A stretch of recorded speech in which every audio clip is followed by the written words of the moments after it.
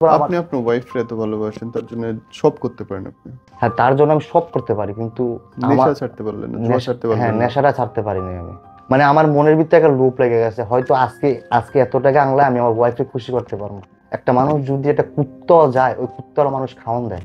আমি 2.5 ঘন্টা ওদের বাড়ির সামনে দিয়ে কুত্তার মতো বিজি। 2.5 ঘন্টা, মানে আমার শরীর কাঁপতাছে, ওরা ওই জানালা দিয়ে দেখতাছে, তারপরে আমার বিন্দু মাত্র ইয়া করতেছে না। দরজা খুলে নেই। না, দরজা খোলে নাই। আমি জানালা ফাঁক দিয়ে বলতেছি, আমার আমার আমার একটু পানি খাওয়া, আমার গলা শুকায় গেছে, আমার শরীর কাঁপতাছে, আমার একটু জায়গা দিবা। ওইটাও ইয়া করে নাই। আমার জীবন থেকে একটা জিনিসই শেখা উচিত, যে আমার মতো ইয়া হইব, তার জীবন আর জীবন থাকবো না। জুয়ার নেশায় যে পড়বে। জুয়ার নেশা যে পড়ো, তার জীবন থাকবো না। তার বাচ্চা থাকা দুনিয়াটা অসম্ভব। তার যে বাচ্চা থাকবো, দুনিয়াটা তার অসম্ভব। ধ্বংস আমি অনেক দেখেছি, জয় দেখিনি। সাময়িক জয় হয়তো মনে হয়, কিন্তু ওটা আসলে পরাজয়েরই একটা লক্ষণ। এই ভিডিওটা যারা দেখলেন তাদেরকে অনুরোধ করে ভিডিওটা শেয়ার করেন, কারণ জলজান্ত প্রমাণ জুয়াতে কি হইতে পারে। শুধু আনন্দ করার জন্য একবেলা হয়তো আপনি জুয়া খেলবেন, কিন্তু সেটা যে কখন নেশায় পরিণত হবে আপনার কোনো ধারণাও নেই। আর জুয়া থেকে কি কি হতে পারে তাই নিয়ে আজকের গল্পটা। জীবনের এই গল্পটা আপনার দেখা উচিত। মজা করার ছলেও যে আসলে খারাপ কিছু করা উচিত না, আজকের গল্প আপনাকে শেখাবে এবং ভাবাবে নতুন করে। নিজের কোনো গল্প শেয়ার করতে চাইলে হোয়াটসঅ্যাপ নম্বরে টেক্সট করে আসুন। আর আমাদের ছোট্ট প্রচেষ্টাকে সাপোর্ট করবেন। আমরা নিজেদের মতো করে চেষ্টা করছি সমস্ত অপরাধের বিরুদ্ধে কথা বলার জন্যে। আমরা বলি যে কোনো কিছু প্রচার করলে সচেতনতা বাড়ে, সচেতনতা বাড়লে তা অবশ্যই অবশ্যই নির্মূল হয়। সাইফুল ভাই, আপনি তো সশস্ত্র বাহিনীতে সরকারি চাকরি করতেন, জি। বউ বাচ্চা ছিল তো। এরকম একটা বড় পোস্টে চাকরি করা মানুষ কেমন করে জোয়ান নেশায় জড়াইল? আমি নিজেও বলতে পারবো না। আমি আগে আপনার ফার্স্ট থেকে আপনার মোবাইলে, যখন আমাদের এলাকার ভিতরে একটা লোক ছিল, তো ওর মাধ্যমে আমি, যখন ওই খেলা লিক হইতো না, তখন ওর মাধ্যমে খেলতাম। তো যখন চারকিতে ঢুকছি, মানে চারকি ঢুকার আগে আর কি, আপনার তখন খেলতাম। তখন এত ইয়া ছিল না, বা এত নেশা ছিল না, বা কিছু ছিল না।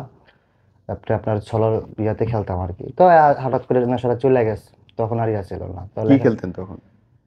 তখন যে জুয়া বলে না, যে কার্ড দিয়ে। কার্ডে? হ্যাঁ, হ্যাঁ, হ্যাঁ। আচ্ছা, তাসে? হ্যাঁ, তাসে ওটা খেলতাম। আবার এটা আমাদের হুয়াতুবা একটা দোকান ছিল, ওদের দোকানের মধ্যে খেলতাম আমি। তো হঠাৎ কয়েকদিন পরে আর মানে সবার ভালো লাগে না খেলে, তখন লেখাপড়ায় মনোযোগ দিচ্ছি। তো লেখাপড়া করতে আসছি, ইন্টারে ভর্তি হলাম, পাস করলাম। পরে আমার বড় ভাই ছিল, ওনার নাম হচ্ছে মামুন আর কি। তো উনি ঢাকা কবি নজরুল কলেজে লেখাপড়া করতো। তো উনি আমার বলতেছে, দেখ, উনি তখন মানে লেখাপড়া শেষ করে উনি চাকরি পাইতেছে না। তো আমাদের ফ্যামিলি, আমরা 2টা ভাই আর কি, আর আমার 3 বোন। তো ভাই চাকরি পাইতেছে না, বলতেছে, দেখ, আমি টিউশনি করতেছি, তুই আপাতত লেখাপড়া ইন্টার পাস করছ বা বিয়ে ভর্তি হইছিস, লেখাপড়া আর করবি না, তুই একটা কাজ কর, একটা জব ইয়া পাইছি, চাকরি ইয়া পাইছি, তুই দিয়ে দেখ, আমার লোক আছে, যে আমি বিয়ে করতে পারি কিনা। তো ভাইয়া ইয়া দিল আমার সবকিছু, ভাইয়া ফর্ম ফিল আপ সবকিছু করলাম, ঠিক আছে, দেও, সমস্যা নাই। তা আমার মাথা ভিতরে আমি পাসপোর্ট তৈরি করেছিলাম, বলছিলাম বাইরে চলে যাবো। তো বলতেছে, বাইরে গিয়ে কি করবি, দেখ চাকরি হয় কিনা। তো দিলাম। তো ওই যে লোক ছিল, ওই লোকের মাধ্যমে যেভাবে হোক চাকরিটা হয়েছে। তো ট্রেনিংয়ে চলে গেলাম।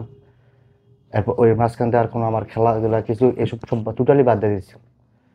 তো চাকরিতে ট্রেনিং বিলিং করে আসলাম। আসার পরে তো আপনার এটা 16ই ডিসেম্বর 2021 সালে। তো ট্রেনিং শেষে আর কি আমি বাড়িতে আসছি।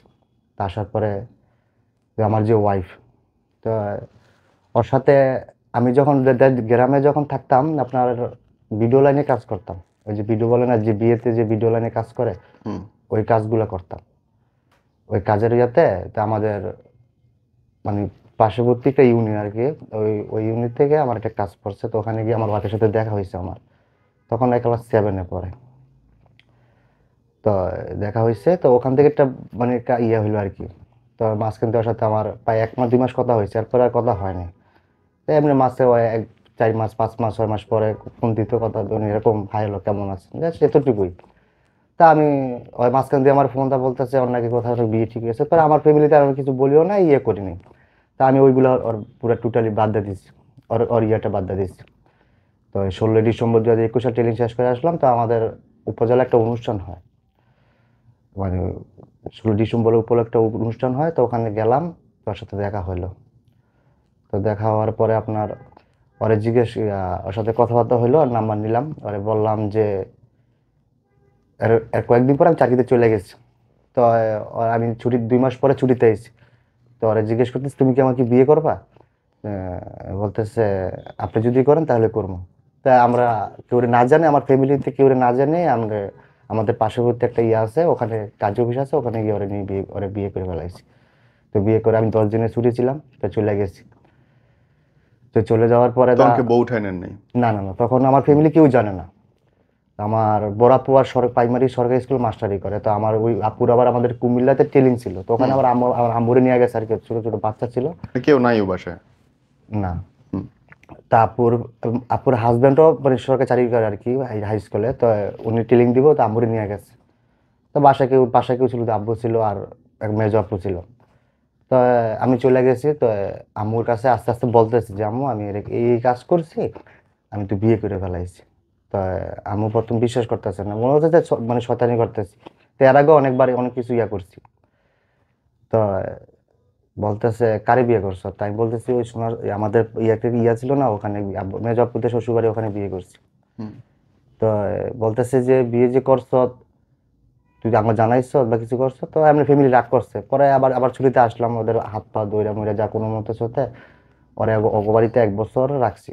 এটা আপনার 2022 সালের ফেব্রুয়ারি, 21 সাল তো গেছে, 2022 না 23-এর ফেব্রুয়ারিতে ওরা আমাদের বাড়িতে উঠে আনছি 3 তারিখে।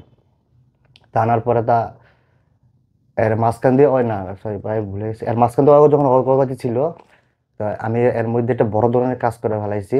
আপনার ওই কাজটা হলো, তখন আমি মানে মোবাইলে জুয়া খেলি। তো এরকম করি এরকম। তো আমাদের একটা ইয়ে আছে আর কি, কাস্টম অফিস। তো ওখানে আমাদের ডিউটি এসেছে। তো ওখানে আবার আপনার অনেক মাল মানে বাইরে প্রচারণা করে আর কি, ওরা বিদেশি মাল আসে, দোকান থেকে ওরা প্রচারণা করে। তো ওদের সাথে একটা লিঙ্ক ছিল। তো লিঙ্কের পরে আমাদের যে অফিসার, তো উনি আবার একটা টের পেয়ে লাইছে। তো উনি বলতেছে তো এত টাকা দিতে হইব। তবে পায় 30,000 টাকা আমার টাকা দিবি, আনালে তোকে চাকরি খাই ফেলাম। তো এর মাঝে তো আমাদের 4 জন আমরা। তো মাথা একটা ইয়ে হয়ে গেছে, টেনশন হয়ে গেছে। পরে কি করলাম, ছুটিতে আসলাম, 5 দিনের ছুটিতে বাড়িতে আসলাম। আমাদের বাড়িতে আসি না, শ্বশুর বাড়িতে গেছি। তা আমি কারো কাছে বলতে পারতেছি না যে আমাদের চাকরি সমস্যাটা হইব, এই যে এরকম এরকম, যে আমার এত টাকা দিতে হইব। তখন আমি একটা কাজ করছি বলতে আপনার আমার ওয়াইফের আর কি গলার চেন ওর ওর থুয়ে দিছিল ওখানে আলাদা ওদের বাসায়। তো আমি কি করছি ওইটা মানে উপায় না পাইয়া, যে আমার ফ্যামিলির কাছে ফ্যামিলি এত টাকা দিয়ে দেওয়াটা সম্ভব না, এখন আমার ভাই কিছু করতেছে না বা এরকম করা তো কোনো সম্ভব না। তা আমি ওইটা নিয়ে গেছি, নিয়ে বিক্রি করে ফেলাইছি। বিক্রি করে আমাদের ওখানে অফিসাররা মানে টাকাগুলো বুঝাই দেওয়ার পরে রিপোর্ট দেয় নাই, তো আমাদের চাকরিটা একটাই হয়েছে। তো এটা আমার ওয়াইফ তোমার ইয়া করতে পারে নাই। এরপরে হঠাৎ আমার বলতেছে এরকম এরকম আমাদের ঘর থেকে তো এরকম একটা জিনিস হারাই গেছে। তাই বলতেছি, তখন আমি আর সত্যিটা কিছু বলি না, যে আমি কি বলবো, এখানে তো আমার কিছু বলার নাই, যে আমি এগুলো যে বলবো আমার তো মানে একটা মানুষ শ্বশুরবাড়িতে সবসময় নিজের সম্মান নিয়ে যাবে, ওখানে নিজের অসম্মান তো কাজ করে ফেলাইছি। তো এটা তো আমার পক্ষে আর কোনো কিছু সম্ভব না, যে এটা বলবো কিভাবে।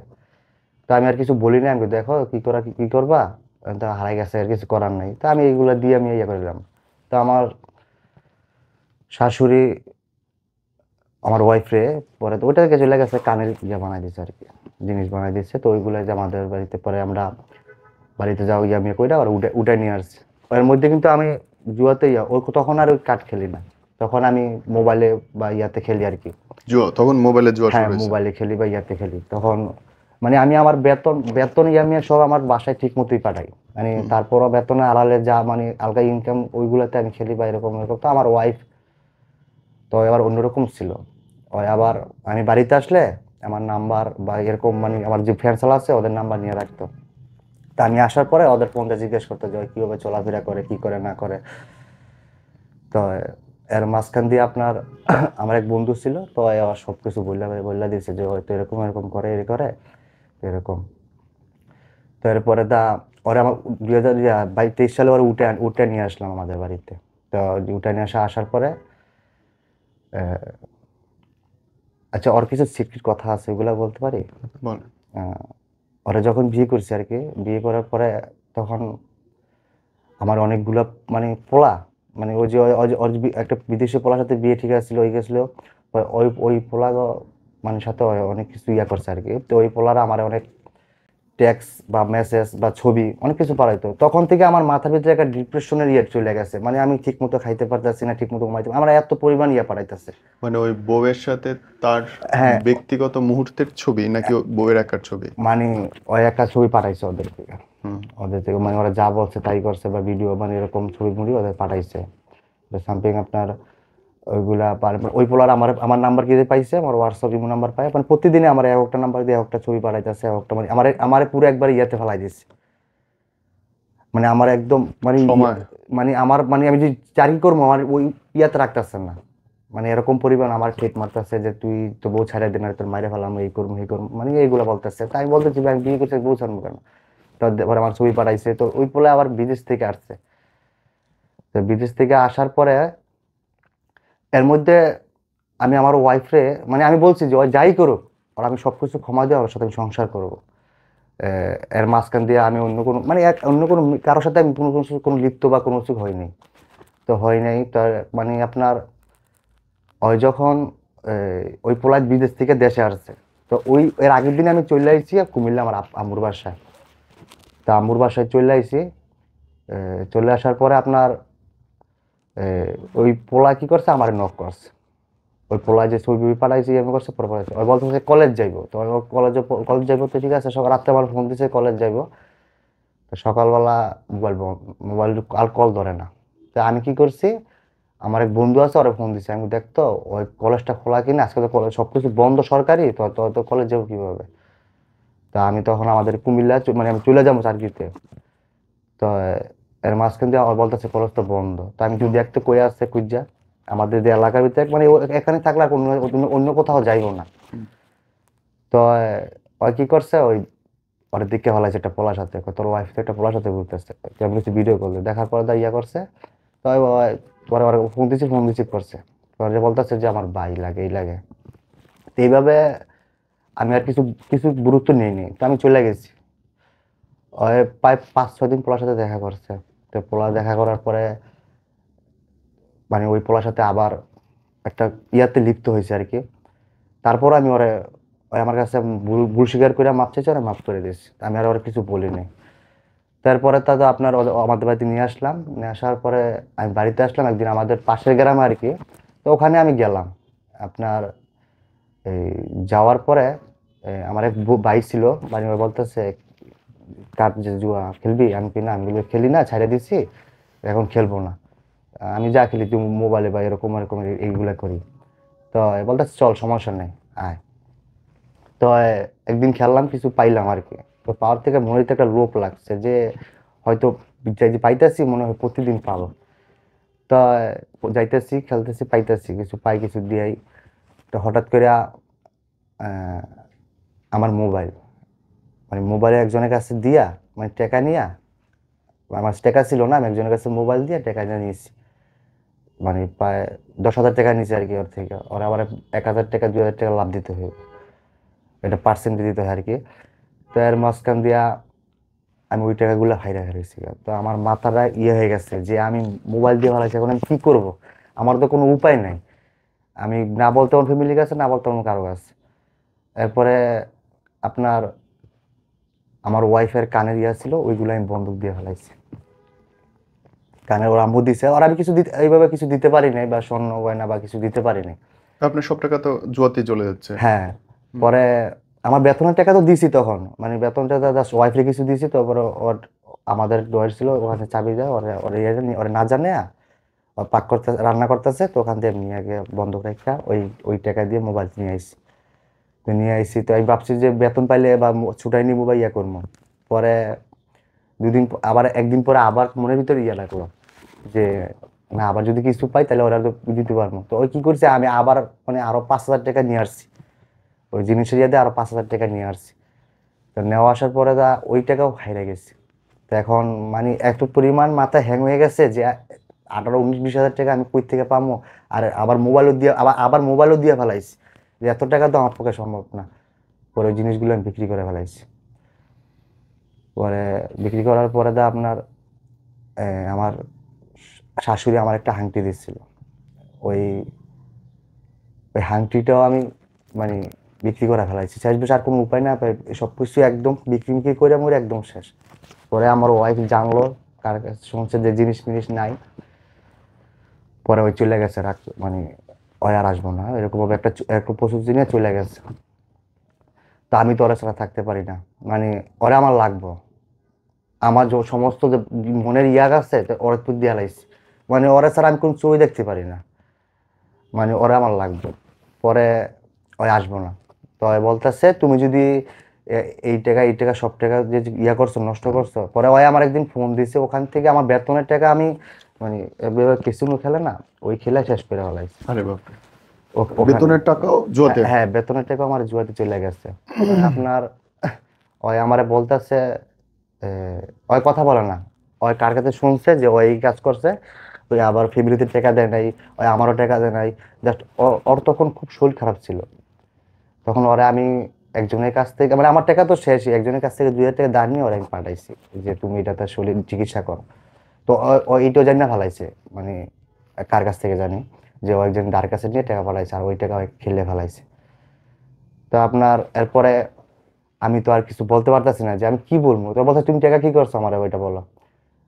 পরে আমার আব্বু ফোন দিচ্ছে, টাকা কি করছো, ভাইয়া ফোন দিচ্ছে, টাকা পাঠাস না কি লেগা, টাকা লাগবো, বা আমাদের কিস্তি আছে, এরকম একটা আছে, দিতে হইব, টাকা পাঠা। তা আমি আর কিছু বলতে পারতেছি না, আমি যে কি কি করছি টাকা, ওটা তো বলতে পারতেছি না। পরে ওয়াইফ আর ফোন ধরে না, মানে ওর সাথে ভাইয়া আমার একটা কথা, ওর সাথে কথা বলতে হতে আমার একটা অভ্যাস হয়ে গেছে, মানে ওর সাথে আমার প্রতিনিয়ত কথা বলতে হইব, মানে 1 ঘন্টা 2 ঘন্টা পর পর ফোন দিয়ে কথা বলি। ওই অভ্যাসটা পাশ করে মোবাইলটা অফ করে দিয়েছে, ওই আমার বলোকে সবখান থেকে বলোকে ফেলাই দিয়েছে। পরে অন্যজনের নাম্বার মোবাইল দিয়ে ওরা আমি ইয়া করে ফোন দিচ্ছি, তো বলতেছে ঠিক আছে তুমি আমার আজকে একটা সত্যি কথা বলবা, তাহলে তোমার আমি মাফ করে দেবো, তুমি সত্য কথা বলবা, বলবা যে আমাদের ঘর থেকে একটা জিনিস চুরি হয়েছিল, ওটা তুমি কি করছো, ওইটা কি তুমি নিছো, সত্যি কথা বলবা। তা আমি আর ওইটা লুকাইতে পারিনি। তা আমি ওর বলতেছে যে তুমি মাফ করে দিব, ইয়া করে দিব, তো ওইটা আমি ওরা বললে ফেলাইছি হ্যাঁ আমি নিয়েছি। পরে ওই ওই কি করছে, সাথে সাথে ওর আম্মুর কাছে বললে ফেলাইছে যে ওই এই কাজ করছে। তো এই কাজ করার পরে ওই আর আসবো না, মানে ওই আমার কাছ থেকে মানে একটা কোনো মতো সাথে একটা কথাটা নিল আর কি। তো তখন আমি ওর এত বিশ্বাস করে মানে ইয়ে কইরা বা মনের ইয়ে থেকে করে ফেলাইছি। তো বলতেছে যে আমি আর তো ওই যাবো না, মানে আমার সাথে খুব খারাপ ব্যবহার, ওর আম্মু আর খালারা খুব খারাপ ব্যবহার করতেছে। পরে এইভাবে কথা বলে না, কিছু করে না। তো আমি কি করছি, তখন আমার চাকরি থেকে চলে আসছি। চলে যাওয়ার পরে তো 1 মাস পরে চাকরিতে গেছি, আবার আবার জয়েন দিয়েছিলাম, মানে আমাদের একটা সিস্টেম আছে আর কি, যদি ফ্রিজ মানে আমাদের একটা ফ্রিজ করলে আবার চাকরিতে জয়েন দেওয়া যায়, ফ্রিজ ছুটে। তো চলে আসছি, তো ইয়া করতেছি না। তো ওই বলতেছে তুমি যদি আমার ছোট বোন যে আমার সাথে কথা বলতেছে ওরে বলেন আমাদের জিনিসের দাম হয়েছে 70,000 টাকা দাম হয়েছে, যদি ওরে বলে টাকা দেওয়ার জন্য, তাইলে আমি ওর বাসায় যাবো, তাহলে যাবো না আমি। তাই আমি আমার ফ্যামিলির কাছে ঘটনাগুলো সবকিছু বললাম। বলার পরে আপনার ওরা বলতেছে ঠিক আছে এখন কি করা, যদি কইরা ফেলাইছ তুই কাজ করে, যে চাকরি করতেছ তুই কিস্তিতে টাকা উঠা। তা আমি কিস্তি থেকে প্রায় 70,000 টাকা উঠাইছি। উঠে ওরে বলছি যে তুমি আসো, আমি তোমার নিয়ে আসি, তোমার খালা তোমার সাথে, তোমার খালা তোমার ছোট খালা তোমার সাথে আসবো, আসলে আমি তোমার টাকা তোমার দিয়ে দেবো। তো ওই বলতেছে যে ঠিক আছে, তুমি আসো আমার নিয়ে যাও। তো ওরা নিয়ে আসলাম, আর খালায় আসলো, তো ওখানে আমি ওদেরকে 50,000 টাকা দিয়ে দিচ্ছি। তো এর মাঝখান দিয়ে ওই আমার কাছ থেকে আর 20,000 টাকা পাইবো আর কি, ওরা ওই এই হিসাবগুলো রাখছে। তো আমি তো আর ওই কিস্তির টাকা আমি প্রায় 2 মাস দিছিলাম, দেওয়ার পরে আমি আর টাকা দিতে পারিনি। পরে আমি আবার ফ্রিজ চলে 2 মাস পরে আবার বাড়িতে আসছি। এই যে বাড়িতে আসলাম আজকে আমার আগস্টের 28 তারিখে আমি আসছি ছুটিতে, আর এখনো যাইতে পারিনি। এখন তো আমার চাকরি নাই হই, মানে আসলাম, আসার পরে আমার ওয়াইফ তখন বাড়িতে, ওর সাথে আমার প্রতিনিয়ত মানে প্রথম 2-3 দিন ভালো গেছে, প্রথম 2-3 দিন আমার সাথে আমার ভালো গেছে, কিন্তু ভাইয়া এর মাঝখান দিয়ে ওরে ওরে আমি ওই তো অনেক কিছু করছে, সবকিছু ওর ক্ষমা করে দিয়েছি আমি। এর মাঝখান দিয়ে আমি তো কিছু করিনি। এর মাঝখান দিয়ে ওই আমার এক বন্ধুর কাছ থেকে মানে আমার সম্পর্কে তথ্য নিচ্ছে। তথ্যটা যে কি হলো করে না করে। কি করে না করে, মানে আমি মানে আগে কি করছি, মানে বিয়ের আগে আমি কি করছি ওইগুলা। আহ, ওর আবার আমাদের স্টানে, মানে ওর বাড়ি হচ্ছে বরিশাল, যে আমার ফ্রেন্ড আর কি, ওর বাড়ি হচ্ছে বরিশাল, আমাদের স্টানে ওর স্বর্ণের দোকান ছিল। তো ওর ওর মাধ্যমে ওর ওর মানে ওর ওর সাথে একটা ক্লোজ ফ্রেন্ড রয়েছে, দোকান আসা যাওয়া হইতো, তখন চাকরি ছিলাম না। তো এর মাঝখান দিয়ে আমার একটা মেয়ের সাথে রিলেশন ছিল, মেয়েটা বিবাহিত। বিয়ের আগে? হ্যাঁ, বিয়ের আগে। জি। বিবাহিত। তা ওই মেয়ের সাথে, ওই মেয়ে আবার পার্লারে কাজ করে, পার্লারে ওর নিজস্ব পার্লার আছে, কালারে কাজ করতো। আর আমি আমি মাঝে মধ্যে কাজ নিয়ে দিতাম, বা এরকম কোনো বা খারাপ লিপ্ত খারাপ কোনো কিছু না। তো আমার ওই ফ্রেন্ড ছিল, তো ওর আমি ওইগুলো কাজ মুজ নিয়ে দিতাম, বা একটা ওর সাথে আমার একটা সম্পর্ক বলতে বলতে এরকম কোনো মানে প্রেমের সম্পর্ক না। প্রেমের সম্পর্ক না, একটা ফ্রেন্ডলি সম্পর্ক। হুম। তো একদিন রাত্রে মানে ওই কাজ করে চলে গেছে, তাই আমি বলছি ঠিক আছে তোমার টাকা আমি নিয়ে দিয়ে আস মনে। হুম। পরে আমি টাকা নিয়ে রাত্রে ওরে ফোন দিয়েছি, আমার ফ্রেন্ডে নিয়ে গেছি। তো নেওয়ার পরে ওর সাথে আমার কথা হয়েছে, বাট ওর টাকাটা দিয়ে আসছি। তো এতটুকুই। তা ওই ওখানে দাঁড়ায় আসছিল, তো আমি টাকাটা দিয়ে চলে আসছি। তা আরেকদিন ওই বলতেছে যে ভাইয়া আমার এরকম আর কোনো কিছু নাই, আমি যদি দিয়ে দিতেন তাহলে ভালো হইতো, আমার খুব মানে ওষুধ আর কি। তো এখন আমার আমার আশেপাশে যখন ডাক্তারের দোকান নাই, তো আরেকদিন ওরা নিয়ে গেছি। তো নেওয়া যাওয়ার পর তো এগুলো সব ইয়ে হয়ে গেছে। তো আমার ফ্রেন্ড কি করছে, আমার ওয়াইফে বলে দিছে? হ্যাঁ বলে দিছে, বলতো ওই বিদেশ চলে গেছে। তো বিদেশ চলে গেছে। তো ওই কি করছে, ওর ওর আমার আমার ওয়াইফের আম্মুর আইডি দিয়া, ওই আবার আমার সম্পর্কে অনেক কিছু জানার জন্য ইয়া করছে। তো আমার ওয়াইফের আম্মুর আইডি দিয়া ওই আবার নক করছে আমার ফ্রেন্ডে। তো ওর সাথে তখন ওর সাথে আমার কোনো ইয়া নাই, আমার ওয়াইফের সাথে তখন ওই ওর বাসায়, আমি আমাদের বাসায়। তো ওই এর বলতেছে যে আপনার হাজবেন্ড তো এরকম এরকম করছে ওই মেয়ের সাথে, বা কোনো ফিজিক্যালি বা কোনো কিছু এরকম মানে এরকম কাজ লিপ্ত হয়েছে। তো হয়তো মানে খুব হ্যাঙে গেছে যে আমি আমি জানি আমার হাজবেন্ড এগুলো কোনো করবো না। তো ওই বলতেছে না ওই এগুলো করছে, আমার নিয়ে গেছে। নেওয়া যাওয়ার পর দা ওই সবকিছু মানে বলতেছে বিস্তারিত সবকিছু বলে হারাইছে।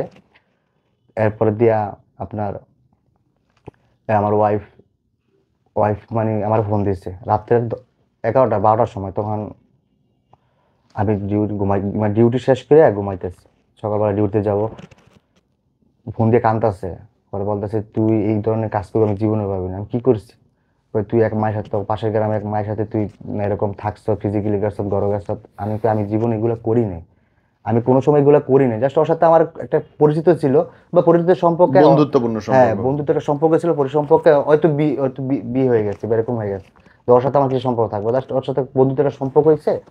ওরে আমি 2 দিন এরকম এরকম জিনিস দিয়েছি, একদিন টাকা দিয়েছি, একদিন জিনিস দিয়েছি। তো ও বলতেছে না তোর তোর বন্ধু কইছে তুই তোর বন্ধুরে লয়ে গেছ, তোর বন্ধুরে লয়ে গেছ তুই এখন তুই এই ধরনের কাজ করছ। তা আমি বলতেছি না আমি তো এই ধরনের কোনো কাজ করিনি, ওকে। আমি তো এই ধরনের কোনো কাজ করিনি। তারপরে গিয়ে আপনাদের ডিভোর্স হয়ে যায় তাই কি? হ্যাঁ এখন আপনার ওইগুলা গেল, ওইগুলো দিয়ে করে নাই। তারপরে ওরা আনছি, এই যে আমাদের বাড়িতে আবার টাকা দিয়ে আনছি। আনার পরে তো আমি চাকরি চলে গেলাম, 2 মাস পরে আবার আসলাম। তখন তো আর যাওয়া হয়নি আমার। তো ওই চাকরি 10 দিন ছুটি পরে বলছে তুমি যাও, আমি বলছিলাম ঠিক আছে 2 দিন পরে যাবো। এরপরে আমাদের চাকরি একটা গ্যাঞ্জাম হইলো, মানে মানে একটা আন্দোলন হইলো আর কি, যে আমাদের আমাদের তো আধা সরকারি বলতেছে সরকারি করার জন্য, আমাদের বেতন বাড়ার জন্য একটা আন্দোলন হলো। ওই আন্দোলনের মধ্যে অনেকজনের মারামারি ইয়ে করছে।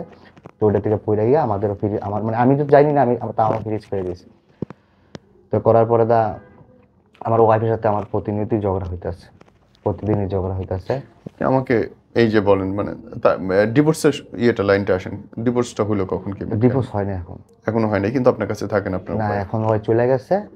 চলে গিয়া ওই এখন অন্য অন্য পোলার সাথে কথা বলে। আমার তো বলদ ছুটাই না, আমার তো বলদ কোনো ছুটাই না। তো অন্য অন্য পোলা চলে গেছে। বলবেন না ভাইয়া, আমি ওরা দেখার জন্য মানে ওরা থেকে সোনারগা আর আমি থেকে মেঘনা। ওরে আমি একদিন সকালবেলা আসছি, এমন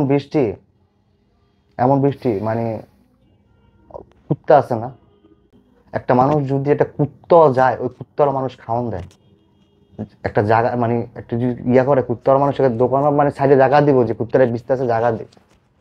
আমি 3-2.5 ঘন্টা ওদের বাড়ির সামনে গিয়ে কুত্তার মতো বিছি। 2.5 ঘন্টা, মানে আমার শরীর কাঁপতাছে, ওরা ওই জানালা দিয়ে দেখতাছে, তারপরে আমার বিন্দুমাত্র ইয়া করতেছে না। দরজা খুলে নেই? না, দরজা খোলে নাই। ওই ছবি তুলে আমার বোনিকে পাঠায়, ওই ছবি আমার মোবাইলে এখনো আছে। আমি জানালা ফাঁক দিয়ে বলতেছি আমার আমার আমার একটু পানি খাওয়া, আমার গলা শুকায় গেছে, আমার শরীর কাঁপতাছে, আমার একটু জায়গা দিবা। ওইটাও ইয়া করে নাই, ওইটাও ইয়া করে নাই। তো ওই বলতেছে তোরা আমার লাগবো না। আমি দেখো, আমি তোমার সাথে কিছু চোখে দেখতে পারি না, আমি তোমার আমার লাগবো। আমি যা সব ভুল করছি আমি, ঠিক আছে, তারপরও আমি ইয়া করতে পারিনি। এর মাঝখান দিয়ে আপনার, আমি তো আমার ফ্যামিলির প্রতিনিয়ত জ্বালাইতাম, মানে 2 দিন পর পর আমার। আপনি আপনার ওয়াইফ এত ভালোবাসেন, তার জন্য সব করতে পারেন আপনি। হ্যাঁ, তার জন্য আমি সব করতে পারি, কিন্তু আমার নেশা ছাড়তে পারলেন না, জুয়া ছাড়তে হ্যাঁ, পারলেন না। নেশাটা ছাড়তে পারিনি আমি। মানে আমার মনের ভিতরে একটা লোভ লেগে গেছে, হয়তো আজকে আজকে এত টাকা আনলে আমি আমার ওয়াইফকে খুশি করতে পারবো। হয়তো অত বাড়িতে ভাই, আমি যদি আজকে যাই, যদি আজকে 15-20 হাজার টাকা পাই, ওরে নিয়ে আমি অনেক কিছু করতে পারবো, ওরে খুশি থাকবো। মানে ওই ইয়া থেকে আমি প্রতিদিন যাইতাম, প্রতিদিন যাওয়ার পরে আমি আমার মোবাইল, মানে মোবাইল আমার কাছে 2টা ছিল, এখন একটা ছিল, আরেকটা আনতে পারিনি। তো 2 দিন পর পর মোবাইল দিতাম, আমার ফ্যামিলি নিয়ে নিয়ে আসতো 4,000 5,000 টাকা আপনি দিয়ে। ধরেন আপনার লাইফে চাকরি হারাইলেন, এক বউ হারাইলেন, মোবাইল হারাইলেন, চুরির অপবাদ নিয়ে, অদ্ভুত অভিজ্ঞতা। আপনি যদি বলেন যে আপনার জীবন থেকে যারা দেখতেছে তারা শেখে, কি শিখতে পারে ভাই বলেন তো? আমি মনে করি আমার জীবন থেকে যারা এগুলা শিখবো, ওরা আপনাকে দেখে কি শিখবে মানুষ আপনার জীবন থেকে? আমার জীবন থেকে একটা জিনিসই শেখা উচিত, যে যে আমার মতো ইয়া হইব, তার জীবন আর জীবন থাকবো না। জুয়ার নেশায় যে পড়লো। জুয়ার নেশা যে পড়ো, তার জীবন থাকবো না। সে একটা, মানে তার বাচ্চা থাকা দুনিয়াটা অসম্ভব। তার যে বাচ্চা থাকবো, দুনিয়াটা তার অসম্ভব। আমি মনে করি যে এসব, মানে এসব জিনিস থেকে মানুষ যত বিরত থাকতে পারে, সে যত বড় কোটিপতি হোক। জুয়াতে ধ্বংস আমি অনেক দেখেছি, জয় দেখিনি। সাময়িক জয় হয়তো মনে হয়, কিন্তু ওটাও আসলে পরাজয়েরই একটা লক্ষণ। এই ভিডিওটা যারা দেখলেন তাদেরকে অনুরোধ করে ভিডিওটা শেয়ার করেন, কারণ জলজ্যান্ত প্রমাণ জুয়াতে কি হইতে পারে। ভালো থাকবেন, পরিবারকে দেখে রাখবেন। আল্লাহ আপনাদের মঙ্গল করুন। আসসালামু আলাইকুম।